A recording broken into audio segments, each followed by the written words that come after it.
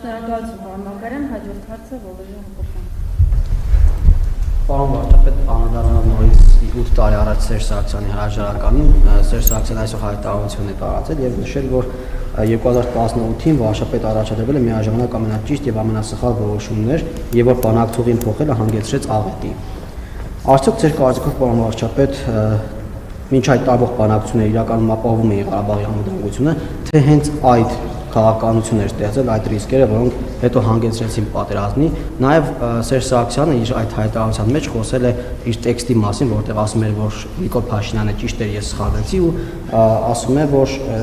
շահառուներից մեկը, որը խմբագրել էր տեքստը, ու ոխերի մենքերը հետագայում մանիպուլացրել են, պարոն վարչապետ, ճիշտ է, հարցը ուղիղ ձեզ չի ուղղված, Սերժ Սարգսյանին պետք է երևի տանք, բայց քանի որ հիմա հնարավորություն չկա իրեն հարցնելու, ձեզ եմ հարցնում, դուք գիտեք ով է եղել է շահառուն, որը փոխել է տեքստը եւ այն ոխերի մենքերը, որը հետո մանիպուլացրել է։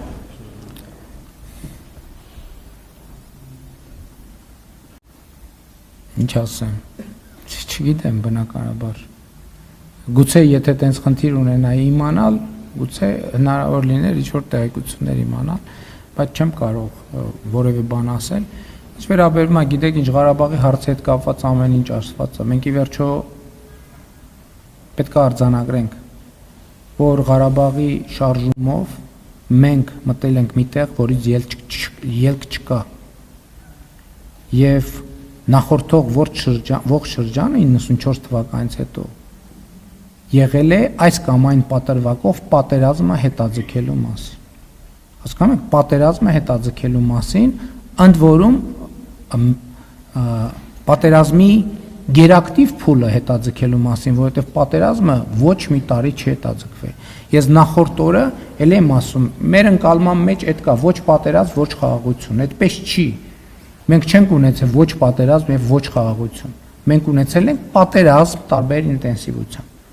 Որովհետև հիմա եթե կա անհրաժեշտություն, այսինքն ես նախորդ օրը ոնց որ ամբողջ ցանկը հրապարակեցի, թե որ թվին ինչքան զոհ է եղել։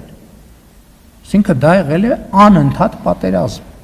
անընդհատ պատերազմ։ Եվ այն որ այլևս պատերազմի պայթյունը հնարավոր չի հետաձգել, ինքը Սերժ Սարգսյանն է հայտարարել 2018 թվականի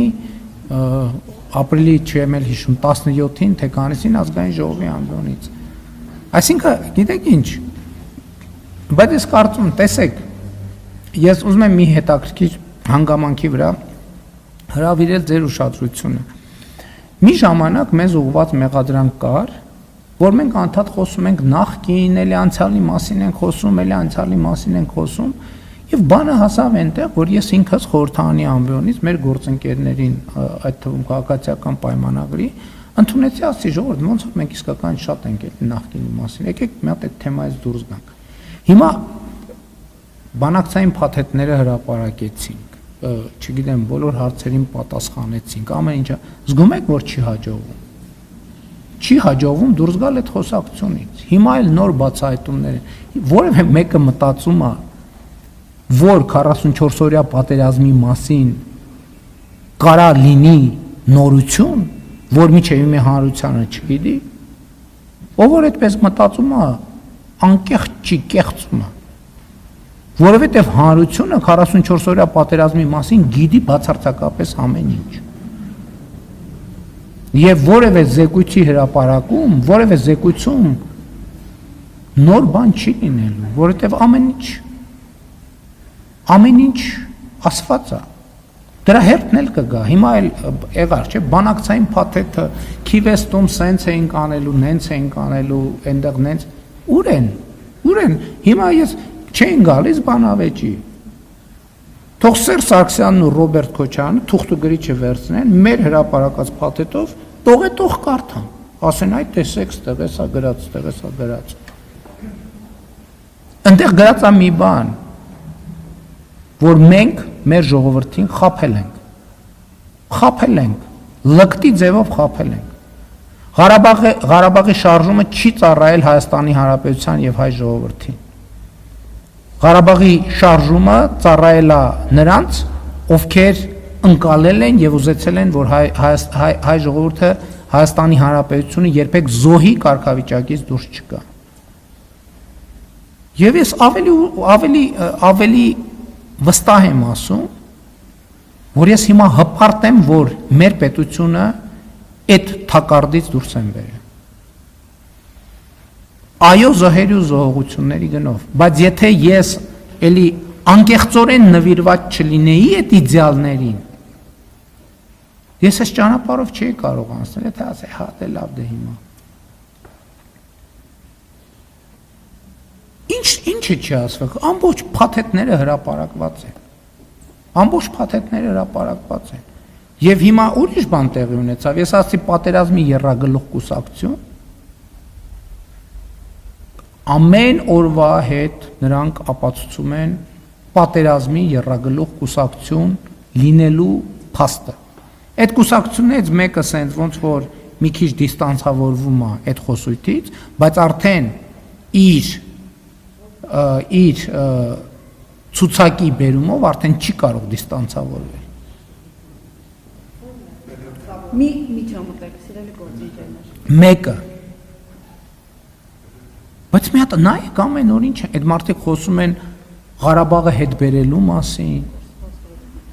Այդ մարդիկ խոսում են, չգիտեմ, կորսված հայրենիքի մասին, վերադարձնելու մասին, վերադարձի մասին, դրանք բոլորը սիրելի քաղաքացիներ, ինչպես ուզում եք ընկալեք։ Այսինքն ընկալել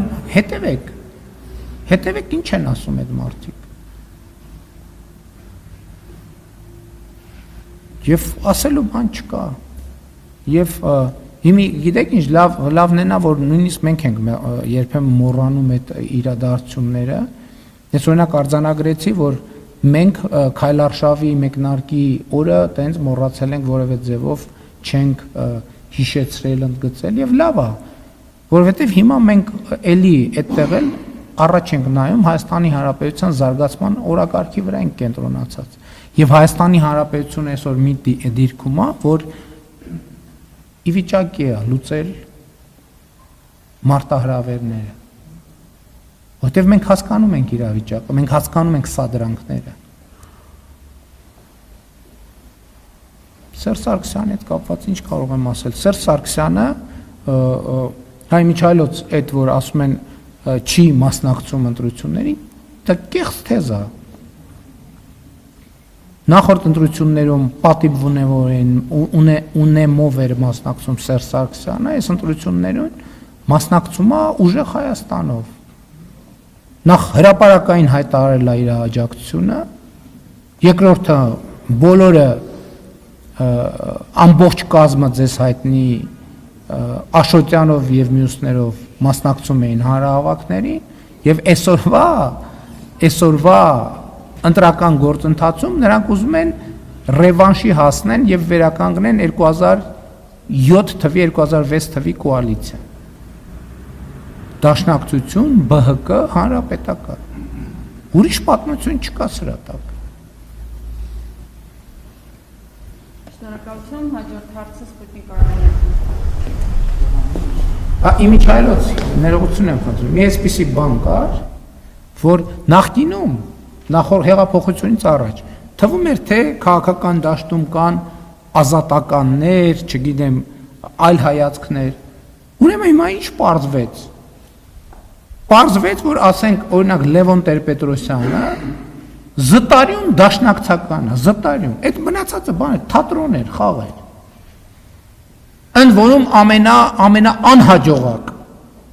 եւ ամենաանհաջող դաշնակցականն է։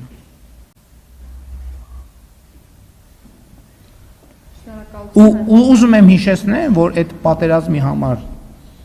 եւ Ղարաբաղի համար դոշ տվողներից ոչ մեկի Սերժ Սարգսյանը որդի չունի, մյուսների որդիները ոչ մեկը չի ծառայել Ղարաբաղում եւ ոչ մի մարտական գործողության չի մասնակցել, ոչ մեկը։ Իրենք ուրիշների զավակների կյանքի հաշվին, այսօր որ ինձ ասում են, այսքան չգիտեմ ինչ մեղադրանքներ են։ Իմ ընտանիքի անդամները եղել են բանում, էտել են հազար ձևով ուզում են շահարկեն, ոնց փորձեցին չստացվեց։ 10 տարի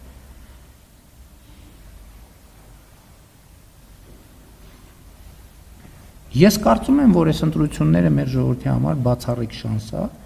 որ այդ քրյա օլիգարխա այդ նախկիններին ուղղակի մենք քաղաքական դաշտից դուրս շպրտենք։ Բացառիկ շանս է։ Եվ դրա համար ես ասում եմ, որ կա ձև